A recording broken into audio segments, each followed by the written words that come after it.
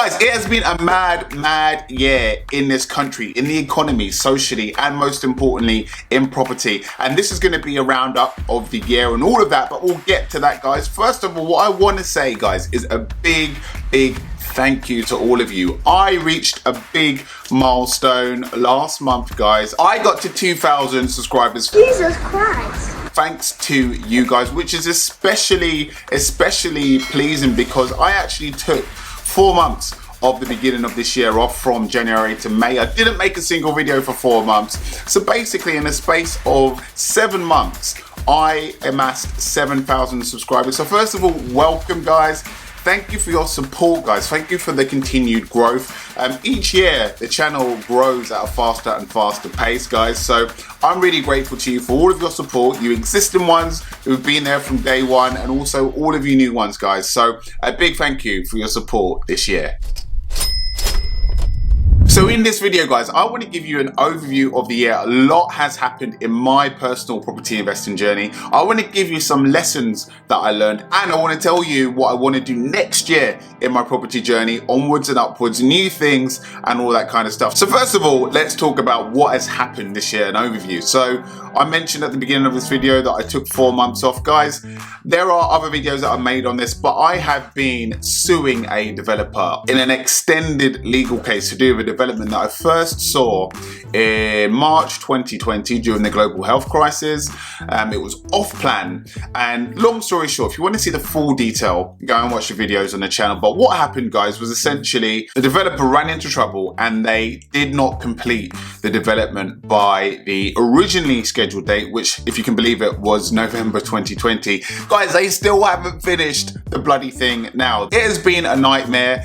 The actual development company have gone into administration. Their main lender has entered them into administration and put them into an insolvency process. So all types, it's a car crash, guys, you know, basically. So I pulled out of the deal early on this year, and long story short, they have not returned my deposit. So that's basically £15,000 that they have not instructed the solicitor to return to me. So I'm going through a whole process to sue them and get my money back, because that is a lot of money to have sitting with someone who hasn't delivered what they said they would. So that's been the first thing that's happened this year.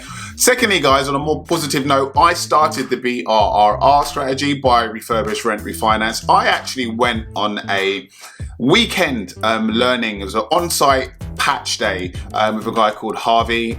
He's really good. He's on here. He's also on Instagram, Harvey Growth Properties.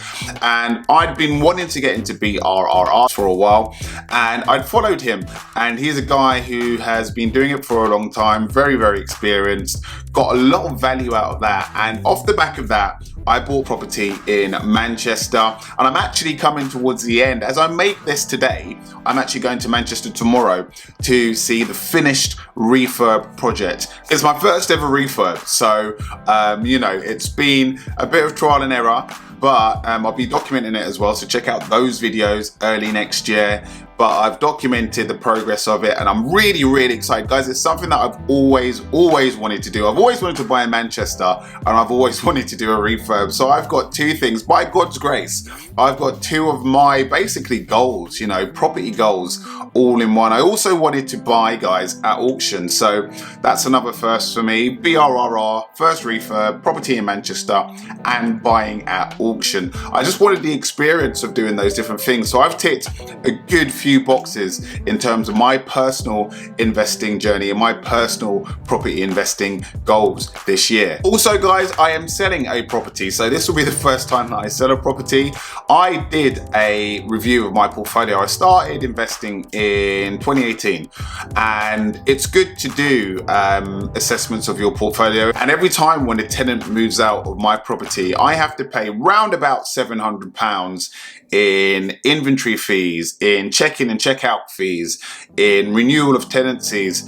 And you know, if that happens twice a year, because the tenants weren't staying long either, they were staying 6 months on average. So I was doing 2 changeovers per year, costing me round about £1,400. In addition to that, service charge has gone up steadily over the years since I bought this property. It's now at £1,700 per annum. So those two factors combined have really just eating away at the profits on this particular property. So I've taken the decision, guys, to sell it. Hopefully I can find a seller soon. If you want to buy a property in Liverpool with a high service charge and high tenant turnover, hit me up, because I'll be more than happy to sell my flat to you in Liverpool. And then lastly, guys, I started one-on-one coaching. I've had a good few clients this year. I've taken a lot of joy out of that, really. You know, my original intention for this channel, guys, was to share knowledge basically with people who are interested in property. I started doing coaching and yeah, really gotten a lot of value and joy out of giving back to people. So if you're looking for coaching, check it out in the link in the description below.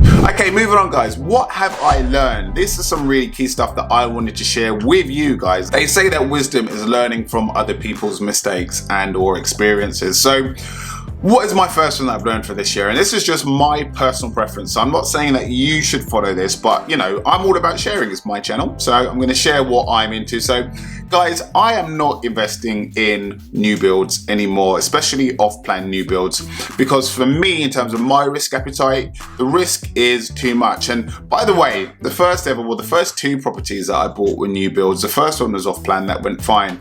But you know, I mentioned at the beginning of this video, I'm currently suing a developer for a off-plan property new build that has not been built 2 years later, or 2+ years later. My preference now is to buy terraced or detached, semi-detached, freehold houses that are built, that I can see, that I can touch from day one. I don't want to have to wait for it to be built by a builder who might not deliver on what they say they're going to. So that's been a real key change and learning experience for me personally in my journey. I've also learned, guys, that the court system is expensive. So I've spent on suing this developer £3,800 as at today, as I make this video, guys, to get my money back, to get money that I worked for and saved up and put towards a deposit that they're not returning to me. I've had to spend so far £3,800 to get my own money back. I mean, if I spend too long thinking about it, guys, it makes you want to like punch a wall or something. But it's expensive to go through the courts, and it's long also and drawn out, guys. 4 months out of this journey from February to now, I've just been waiting on the courts to come back to me. There's been mad backlogs with the courts over this year. I don't know what the driver is behind it. Maybe you're going through the court system at the moment with something. Tell me if you agree. Absolutely wild in terms of just dead time, just waiting on the court to come back to you to process something or to turn something around. It's been crazy. And obviously there's costs associated with that. As you're waiting, you're paying money in solicitor fees. So it is expensive and it's long and drawn out, guys. You know, if you can stay away from court, my way of staying out of court is to not go through a developer off plan again, and really just try and mitigate the risks in terms of like the properties I buy all the way down so that it's minimal. I never want to be in court again. I never want to sue anyone again, but you know, I've been forced to on this occasion in this context. Also, guys, builders are key to BRRRs. The key component of,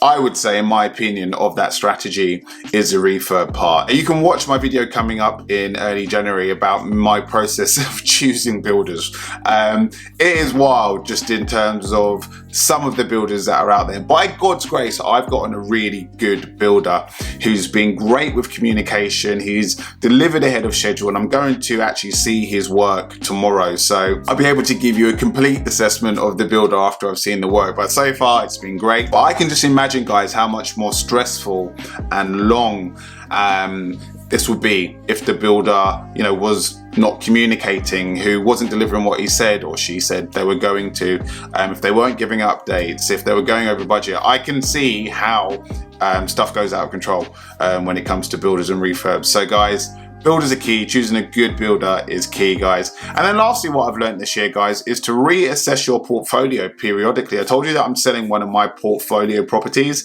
and that's because it hasn't been performing. That's because costs have gone up. There's been higher than expected tenant changeover.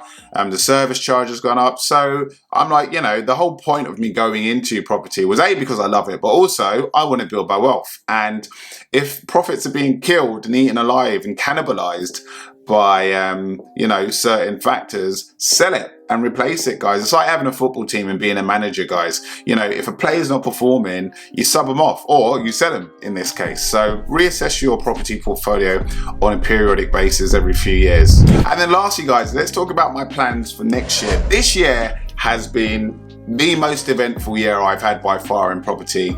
Next year, I want to do more things. I want to do different things again. I'm all about progression and going to the next level. So next year, guys, first and foremost, I want to build a network. I want to build more of a network, especially with you guys watching. So I've got some things in the works to really try and build more of a community, not just this YouTube channel. You know, I do coaching sessions one-on-one, but I want to try and build something. So keep an eye out over the next coming months in terms of building a network, because, you know, property can be lonely, right? You know, I'm going to Manchester tomorrow. I'm going alone. A lot of my viewings and my refurbs, it's me on my own, and I love it. But, you know, it's really by nature quite a solo endeavor. So it'll be great to have a network where we can share and talk and share experiences and knowledge and all that kind of great stuff. Also, guys, partnerships. I want to do more investing in partnerships with people, more clients, and partnering up with people, because when you pool your resources, it's much more effective. So if you're of the same mindset and you have the funds and you might be like, well, you know, I do need help investing alongside a partner who knows what they're doing, feel free to get in touch, because that's definitely what I want to do more of next year. And I've already started talking to a few clients to start moving forward with that. And then lastly, guys, next year, I want to go into serviced accommodation and mixed use. So